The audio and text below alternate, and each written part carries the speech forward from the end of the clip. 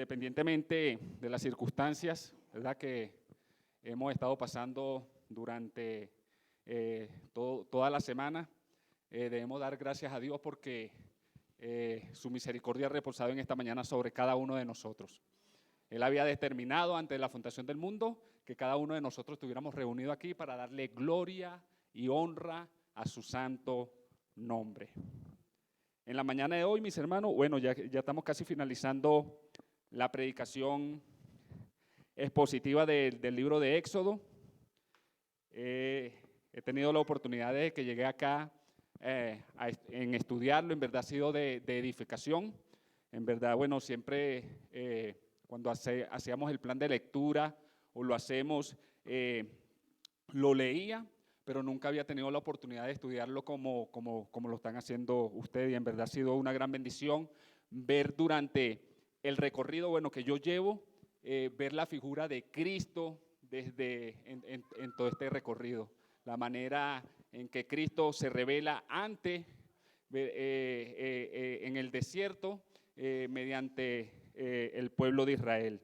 En la mañana de hoy vamos a estar leyendo en el capítulo 39 de Éxodo, valga la redundancia, versículo 1 al 31.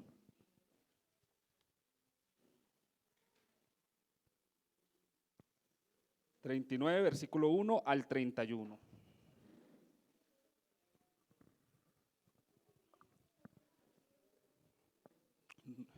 Nos colocamos sobre nuestros pies en un acto de reverencia a la palabra del Señor.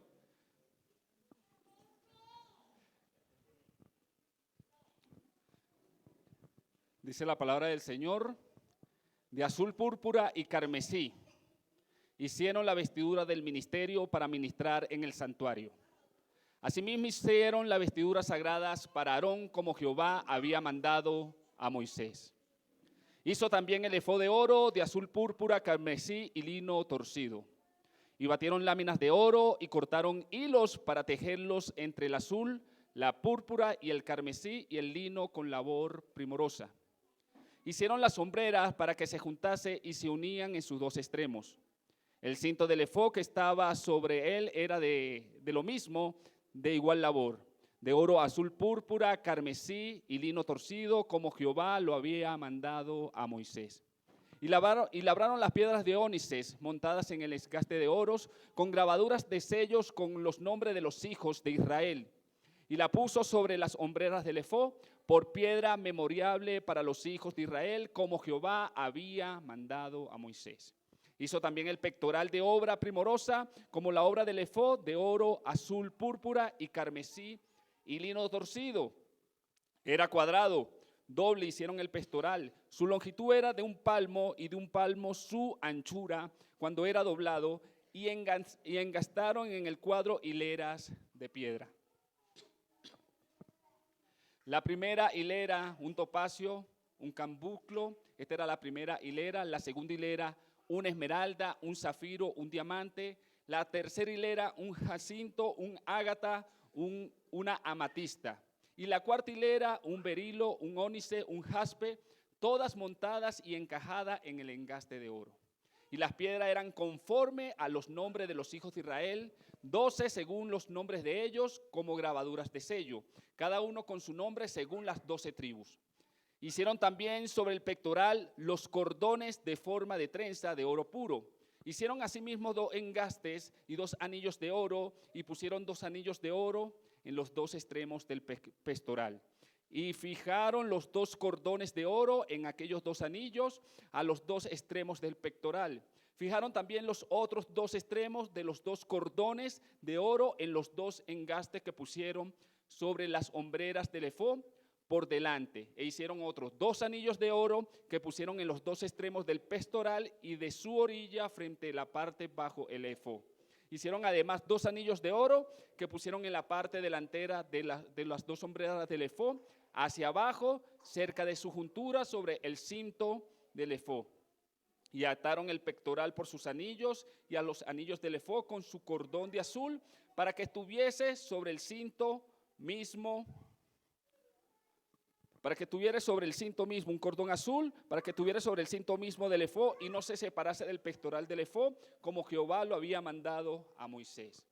Hizo también el manto del efod de obra de tejedor, todo de azul, con su abertura en medio de él, como en el cuello de un coselete, con un borde alrededor de su abertura, para que no se rompiese.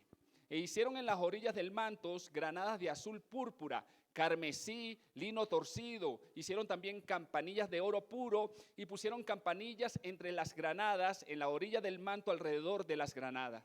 Una campanilla, una granada, otra campanilla, otra granada alrededor de las orillas del manto para ministrar como Jehová lo mandó a Moisés. Igualmente hicieron las túnicas de lino fino de obra de tejedor para Aarón y para sus hijos.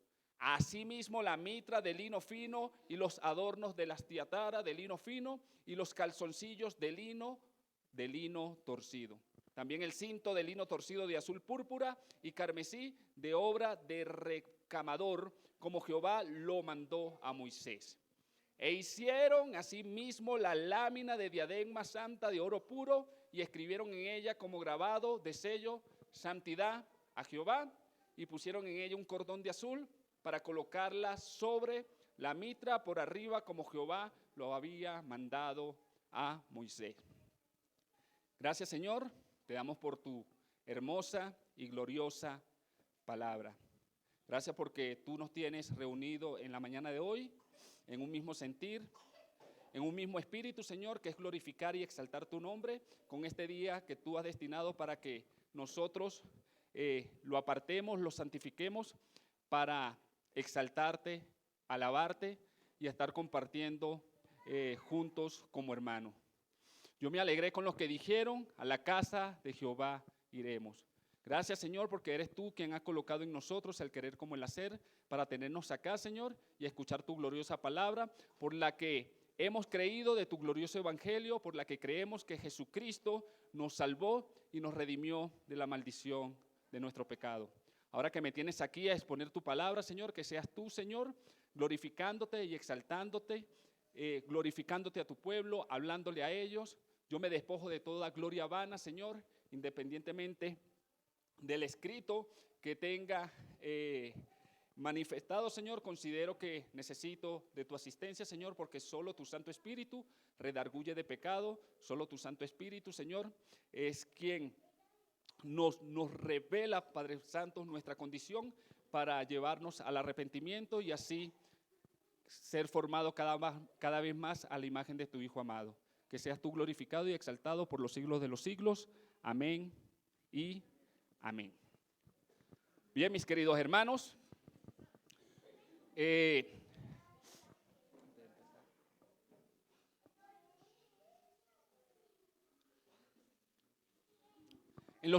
los capítulos anteriores se ha hecho mención de cómo Dios se proveyó para hacerse un tabernáculo, para hacerse un santuario. Esto lo hizo en medio del pueblo de Israel y en medio de toda esa travesía que estuvieron pasando en el desierto.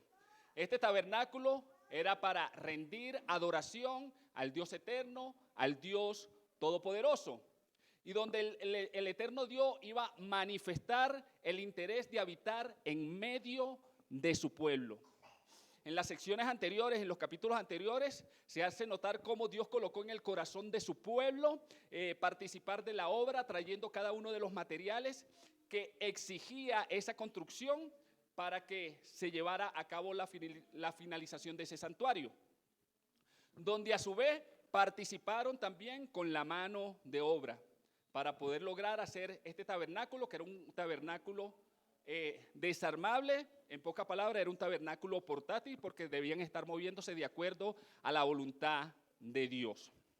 Dios en el desierto, mis hermanos, se provee usando a su propio pueblo de un tabernáculo portátil, como le acabo de decir, pero adicionalmente también se va a proveer la forma en que iban a rendir culto al Dios Todopoderoso.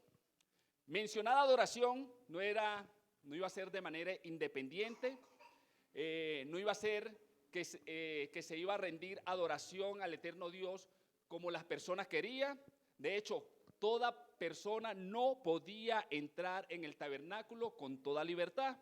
Así que ese concepto errado que se tiene en algunas partes de que yo adoro o amo a Dios a mi manera, es un concepto que va totalmente contrario a los que creemos que Dios es soberano.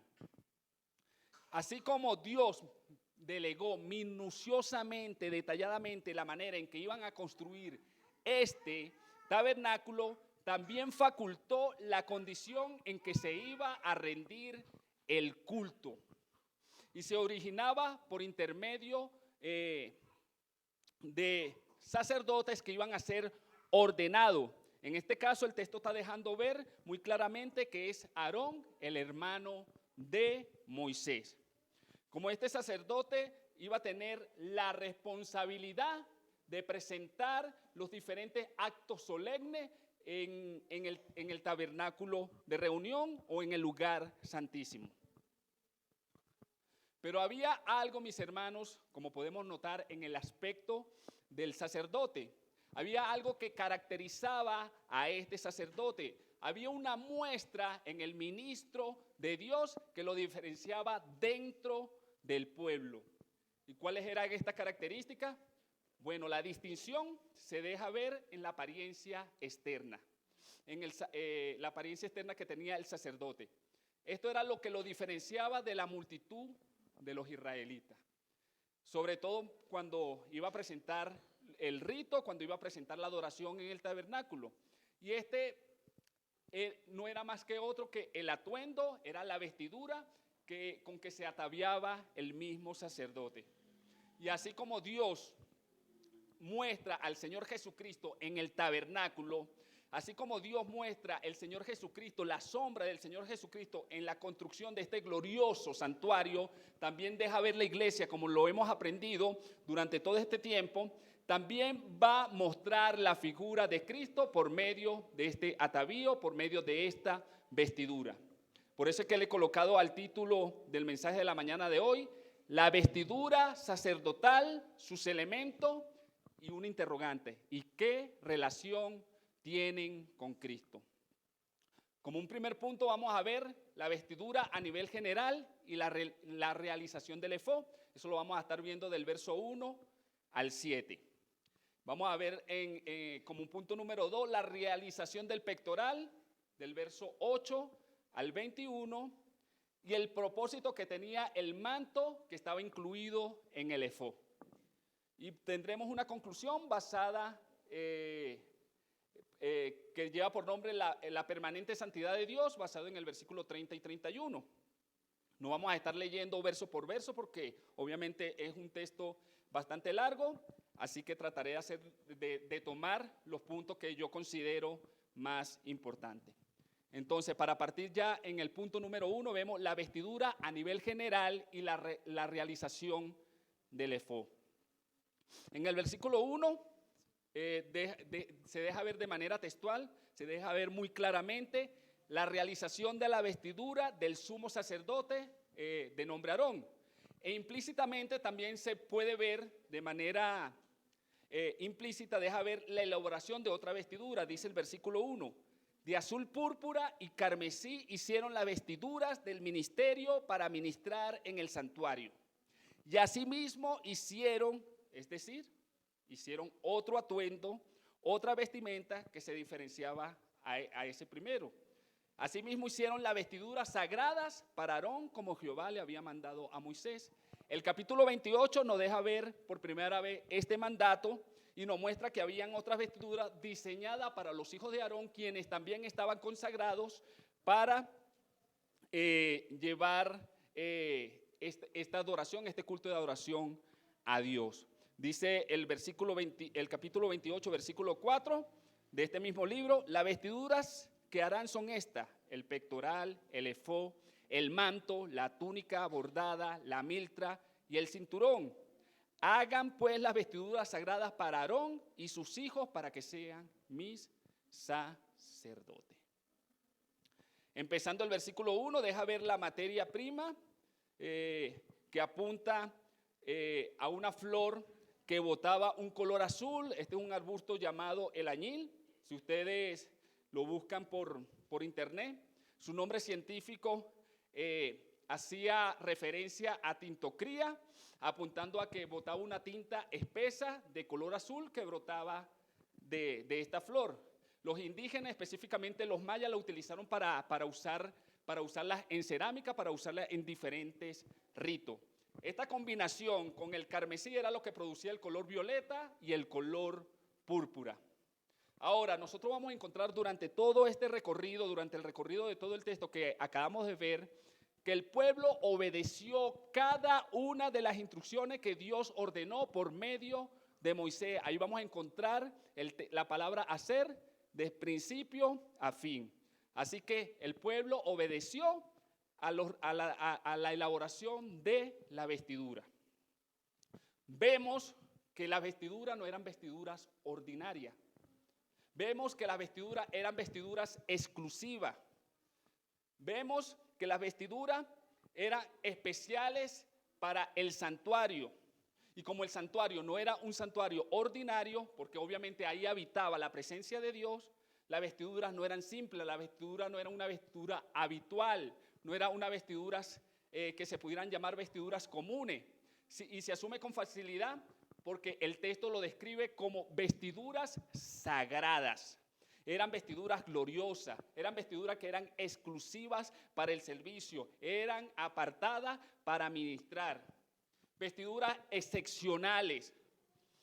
El sacerdote podía acercarse a Dios, era especialmente con esas vestiduras. Y cuando vemos nosotros, mis hermanos, esta condición, como el sacerdote se acercaba a Dios a ofrecer adoración para el sacrificio, es necesario que nosotros nos preguntemos, nos hagamos el interrogante, si desde el inicio, desde el principio de la creación fue así. Yo creo que es prudente preguntarle al texto si cuando se creó el mundo y se creó a Adán, se creó a Eva, se creó al hombre, si desde el principio fue así. Y cuando vamos al Génesis vamos a encontrarnos con un rotundo no. Dice la Escritura, Adán y su mujer andaban desnudos y no se avergonzaba. Génesis capítulo 2, versículo 25. Ellos tenían una relación con Dios directa. No tenían necesidad de estar vestidos. Pero a causa de la desobediencia, por transgredir el mandato de Dios, dice Génesis, que los ojos de ambos fueron abiertos y vieron que estaban desnudos, tomando la iniciativa de hacerse delantales de hojas de higueras. Ellos se vieron desnudos, la lógica le dijo que debían cubrirse, por la misma vergüenza lo hicieron, pero como la obra de los hombres no es suficiente para cubrir la falta ante Dios, como las buenas obras no pueden cubrir la depravación del pecador, y a la misma vez tener acceso a la presencia de Dios, como nuestros méritos humanos, mis hermanos, no pueden cubrir nuestra transgresión, Dios se provee el primer sacrificio registrado en la Biblia, en Génesis capítulo 3, versículo 21. Y dice la palabra del Señor, y Jehová Dios hizo al hombre y a su mujer túnicas de pieles y los vistió. Dios, por medio de este sacrificio que respalda la promesa del Mesías, es quien viste al hombre y a la mujer. Y aquí vemos un paralelo, aquí vemos la semejanza al pasaje que estamos considerando en la mañana de hoy. Aquí el texto nos señala que Dios es quien provee la vestidura. Es Dios quien provee la vestidura sagrada, como lo hizo en Génesis. La confesión, el diseño es 100% de Dios. Es el eterno Dios quien preside a través de Moisés, es el eterno Dios quien ordena a través de Moisés como mediador la forma en que tendrían que rendirle adoración y en la forma en que el hombre podía tener comunión con él. Mis hermanos, y esta analogía tiene similitud y está presente en este siglo. Esta equivalencia que hace referencia a la vestidura sagrada está presente en la mañana de hoy, y es por medio de la iglesia de Cristo. ¿Y cuándo pasó esto? ¿En qué momento pasa esto? Bueno, desde aquel momento en que Jesucristo en la cruz del Calvario dijo, consumado consumado es, vistiendo con su sacrificio, cubriendo con su sangre a la iglesia de Cristo, a cada uno de sus escogidos. Por eso que Pedro en su primera carta, capítulo 2, versículo 9 dice: vosotros sois linajes escogido, real sacerdocio, nación santa, pueblo adquirido, pueblo comprado por Dios. Pedro habla lo antes que estaba profetizado en Éxodo capítulo 19, versículos 5 y 6, y lo enlaza a la iglesia del Señor. Y es glorioso, mis hermanos, ese paralelo, es glorioso ese enlace que hace Pedro con el sacerdocio de este sacerdote que iba a rendir culto en el tabernáculo. Vosotros sois linaje escogido, real sacerdocio, nación santa. Mis hermanos, Cristo le quitó a la iglesia las vestiduras viles. Cristo le quitó al pecador esa vestidura que le impedía entrar a la presencia del Dios eterno, y lo vistió de su sacrificio, para que Dios, que es el eterno, nos vea con vestiduras de gala, como lo dice Zacarías capítulo 3, versículos 3, 4 y 5. Dice: y Josué estaba vestido de vestiduras viles y estaba delante del ángel.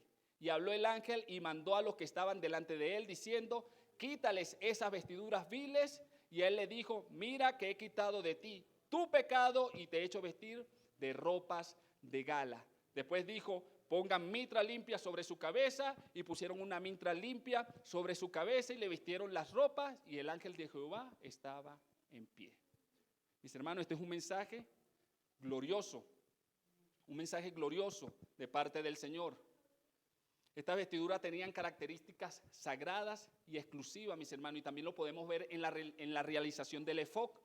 Estas vestiduras tenían varios elementos, y uno de esos elementos era el efod. El efod era una vestidura gloriosa, espléndida.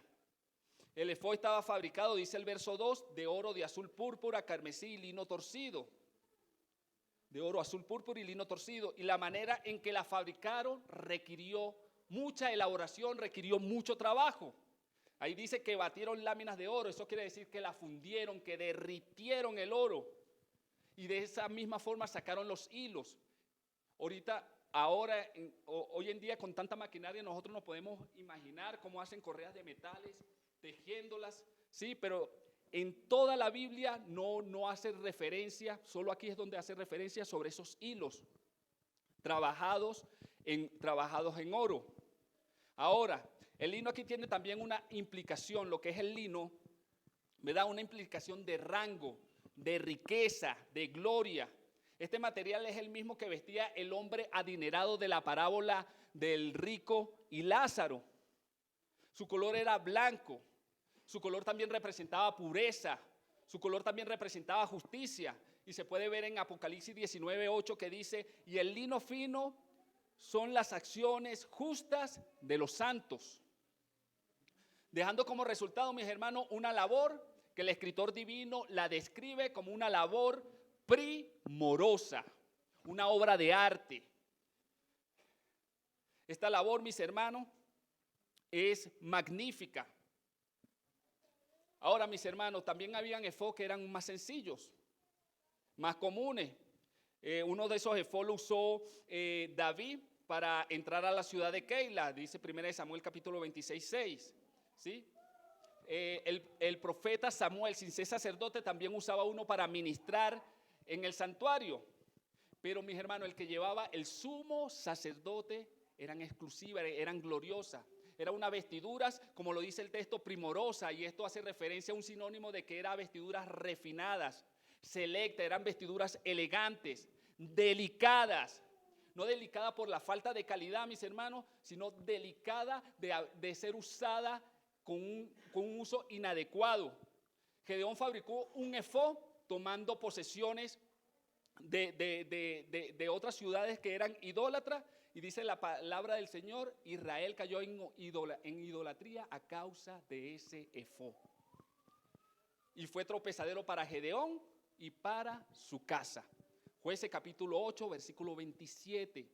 O sea, no era indicado usarlo de manera inapropiada. El propósito, mis hermanos, de la elaboración también tenía como propósito colocar una hombrera con la intención de que se juntasen y se unieran de sus dos extremos. ¿Sí? Algo así como por medio de unos tirantes, así como los llevan las bragas. El cinturón que sujetaba el efod estaba elaborado por el mismo material. Dice, y el cinto del efod que estaba sobre él era del mismo, o sea, de igual labor. Y aquí se puede ver, mis hermanos, que hay armonía en los elementos que están fabricados. Hay armonía. Lo único que era ordinario, lo único que era común dentro de la vestidura eran los nombres de los hijos de Israel. Solo los nombres de los hijos de Israel. Estos nombres eran los que estaban escritos, estos nombres eran los que estaban grabados como un sello en cada una de las sombreras. Habían 6 de un lado y 6 del otro lado. Ahora, ¿con qué intención? ¿Cuál era el propósito? Bueno, el propósito era que el sacerdote presentara la falta delante de Dios. De esta manera, recordarle a Dios el pacto. Y aquí de manera aplicativa, mis hermanos, solo la obra extraordinaria de Cristo pudo cargar con la culpa del pecador. Solo Cristo, mis hermanos, pudo llevar sobre sus hombros el pecado de la humanidad. Y hoy ese sacrificio, mis hermanos, testifica delante de Dios. Mis hermanos, la iglesia ha sido redimida de la maldición de la ley, solo por Cristo. Mis hermanos, solo por Cristo la iglesia puede tener confiadamente la fe puesta en Él. Solo por Cristo la iglesia puede entrar confiadamente al trono de gloria, al trono de gracia. Mis hermanos, esto era algo que era inexplicable. Esto era algo que era imposible. El que una persona o cualquiera persona común, ordinaria, entrara a la presencia de Dios, eso era impensable, era absurdo.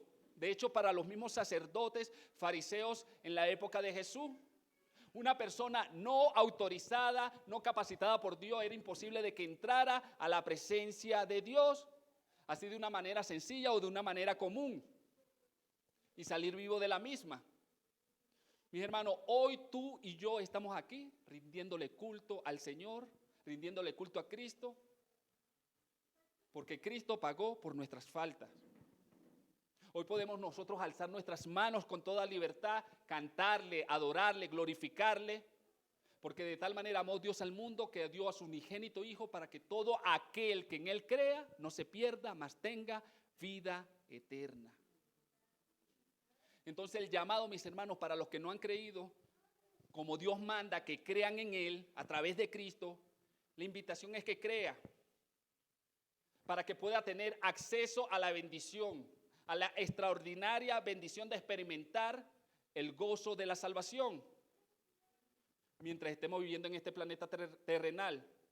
La invitación, mis hermanos, al que no ha creído en Cristo como Dios manda que se crea, es que su oración sea que el Señor ponga arrepentimiento en su corazón, arrepentimiento de transformación, no de remordimiento. Amén. Mis hermanos, hemos visto, mis hermanos, a través de la obra del efod, que hay una unión de 12 nombres ordinarios que representan la iglesia de Cristo, que hoy puede estar en comunión con Dios. Gracias a quien, a su unigénito Hijo. Porque como decía, Él fue el que llevó sobre sus hombros nuestras faltas. ¿Por medio de qué? De una obra extraordinaria y perfecta en la cruz del Calvario. Ahora, como este diseño hace énfasis ante un Dios santo que hace memoria de su misericordia, el siguiente punto va a ser énfasis a un Dios santo que también hace memoria de su justicia. Y lo vemos en el segundo punto, en la realización del pectoral. Segundo punto, la realización del pectoral, lo vamos a estar viendo del 8 al 21. Aquí de este versículo del 8 al 21 hace alusión a la ejecución de un pectoral, a la realización de un objeto semejante o parecido a un chaleco. El verso 8 también lo describe como una obra primorosa. Sigue teniendo, ¿ve?, las mismas cualidades, sigue teniendo las mismas características que eran primorosas. Era una obra real. Dice que habían 4 hileras de forma horizontal que tenían distintas piedras preciosas, 3 en cada fila. Y todas estas piedras preciosas indican majestuosidad, indican realeza, indican reinado. Todas estas piedras preciosas indican poder de gloria. Sobre cada una de estas piedras preciosas se vuelve a estar los 12 nombres ordinarios de los hijos de Israel. Ahora, yo no voy a hacer un estudio, mis hermanos. De hecho, no me di la tarea de hacerlo piedra, ¿qué significa piedra por piedra? Porque pienso que el énfasis en esta piedra, lo que resalta el escritor divino, o lo que quiere que el escritor divino veamos, es el énfasis que hay en la manera en que estas piedras, este chaleco va a permanecer, en la seguridad que tiene estas piedras colocadas en el chaleco. En el verso 15 dice, hicieron también sobre el pectoral los cordones de forma de trenza. Hicieron asimismo 2 engastes y 2 anillos de oro. Fijaron los 2 cordones de oro en aquellos 2 anillos a los extremos del pectoral. Fijaron también los otros 2 extremos, el verso 18. Verso 19, hicieron otros 2 anillos de oro que pusieron en los 2 extremos. Hicieron además 2 anillos de oro que pusieron en la parte delantera de los 2, en el versículo 20. Y ataron el pectoral por sus anillos a los anillos del efod. Y terminando el verso 21 dice, y no se separase el pectoral del efod. Esto representa, mis hermanos, la seguridad que tenemos en Cristo por ser salvados por Él. El pectoral está cerca del corazón del sacerdote, anexado al efod. Y lo que el escritor divino quiere resaltar acá es la seguridad con la que está colocado cada uno de esos nombres. Cubriendo un corazón, mis hermanos, que al fin y al cabo es un corazón pecaminoso, porque no olvidemos que este sacerdote Aarón es un hombre común, solo es una sombra de Cristo. Este pectoral aquí, mis hermanos, no lo hace mención de referente a una bolsa, pero el capítulo 28 sí lo hace, que era donde guardaban el Urín y el Tumín, que eran 2 piedras con que se consultaba la voluntad del Señor para hacer juicio. Mis hermanos, esto representa que nuestros corazones pecaminosos, aquellos que estaban más inclinados a hacer lo malo, a hacer más lo malo que amar a Dios, han sido justificados por la obra de Cristo. Mis hermanos, si hay algo que a un cristiano le debería dar vergüenza, es que Dios vea lo que hay en su corazón. Es que Dios vea lo que hay en su corazón. Mis hermanos, Dios hoy nos puede ver a través de la cruz de su Hijo. Nuestro corazón pasa por el filtro de la cruz del Hijo de Dios.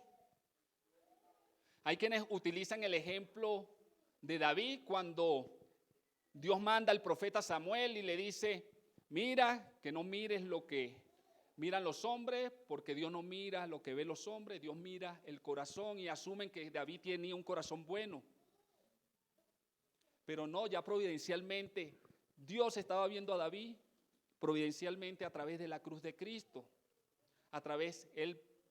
Cristo iba a venir de su linaje. Ya David había sido salvo por Cristo providencialmente.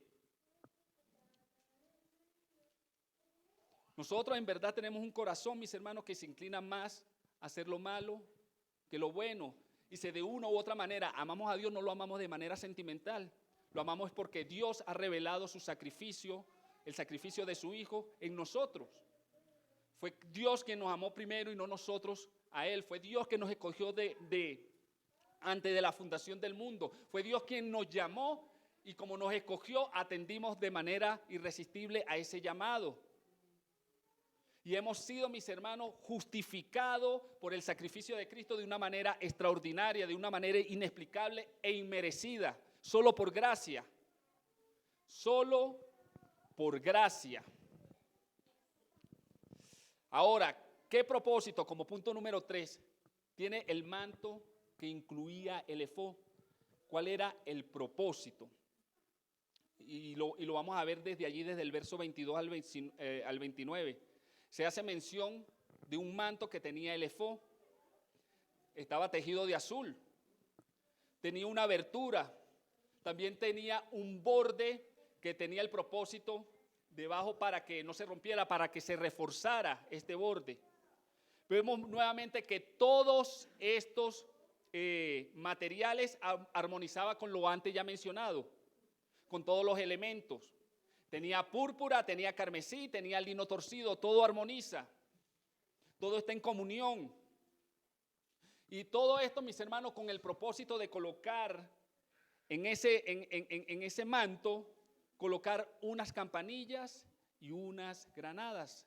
Lo pueden ir leyendo ahí en el texto. Y unas granadas. Mis hermanos, no es difícil imaginar el gozo del pueblo de Israel mientras el sacerdote iba caminando a ofrecer el sacrificio. Esas campanas iban sonando, iban manifestando de que iba a presentar los sacrificios, de que iba a presentar el perdón por los pecados al pueblo. Estas campanillas anunciaban que iba a presentarse delante de Jehová. Y yo me puedo imaginar el gozo que debían sentir. Hay ilustraciones que le he visto por internet donde está el pueblo alrededor del tabernáculo esperando que el sacerdote presente el sacrificio. Pero más gozo, mis hermanos, me imagino que debieron haber sentido cuando él regresaba, después de haber presentado ese sacrificio, después de haber presentado las faltas delante de Dios y después de haber sido perdonados. Mis hermanos, para el pecador arrepentido también suenan las campanas de salvación por medio del evangelio. Para el pecador arrepentido también suenan las campanas de salvación por medio de la anunciación del evangelio de Cristo.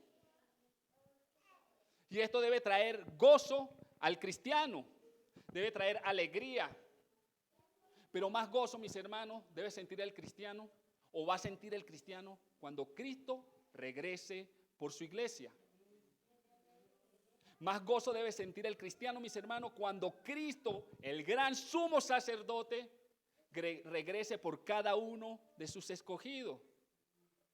Más gozo, mis hermanos, debe sentir la iglesia cuando los muertos en Cristo resuciten primero. Porque para el cristiano, mis hermanos, es cerrar los ojos y abrirlo cuando ya tenga Cristo al frente. Y eso debe manifestar gozo. Pero entre tanto que eso pasa viviendo el día a día, ahí vemos unas granadas, un fruto. La iglesia, mis hermanos, debe manifestar fruto de arrepentimiento. La iglesia debe estar en un constante comunión con Dios y esa comunión debe manifestar fruto de arrepentimiento.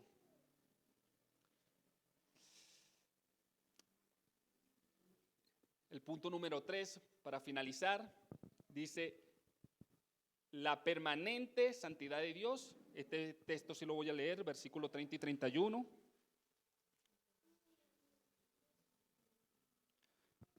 Dice la palabra del Señor: hicieron asimismo lámina de la diadema, santa de oro puro, y escribieron en ella como Jehová, hicieron asimismo la lámina de la diadema, santa de oro puro, y escribieron en ella como grabado de sello, santidad Jehová. Y pusieron en ella un cordón de azul para colocarle sobre la mitra por arriba, como Jehová lo había mandado a Moisés. En el estudio pastoral de un lunes donde estuvimos estudiando este tema. El pastor Luis Duarte traía como título para su enseñanza la distinción del sumo sacerdote.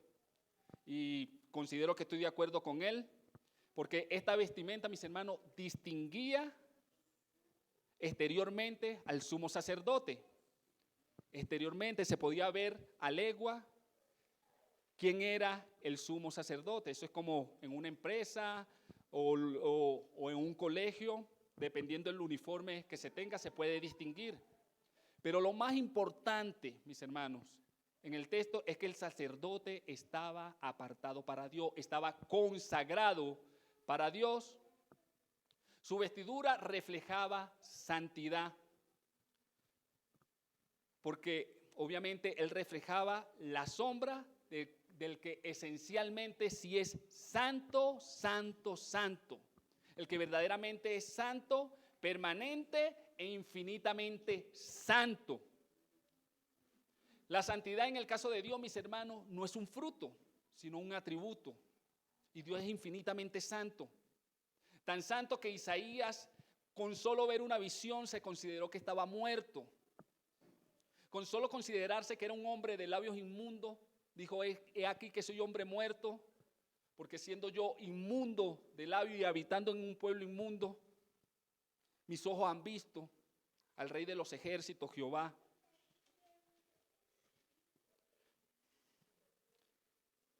Esta es la esencia, mis hermanos, y considero, mis hermanos, que la santidad a los creyentes no debe distinguir.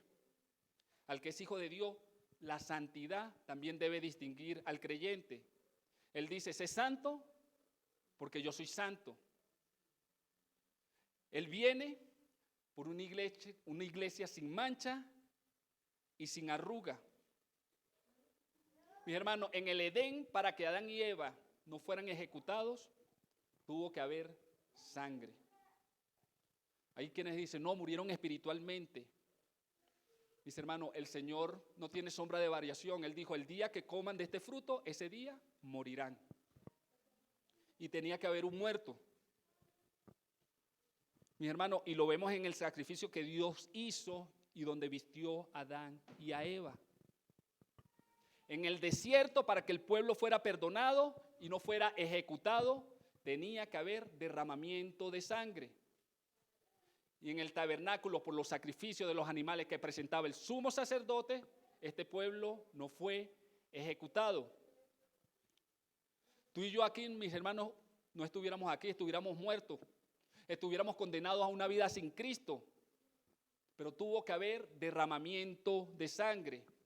Y el Hijo de Dios, el gran sumo sacerdote, no fue a la presencia de Dios con una vestidura sacerdotal.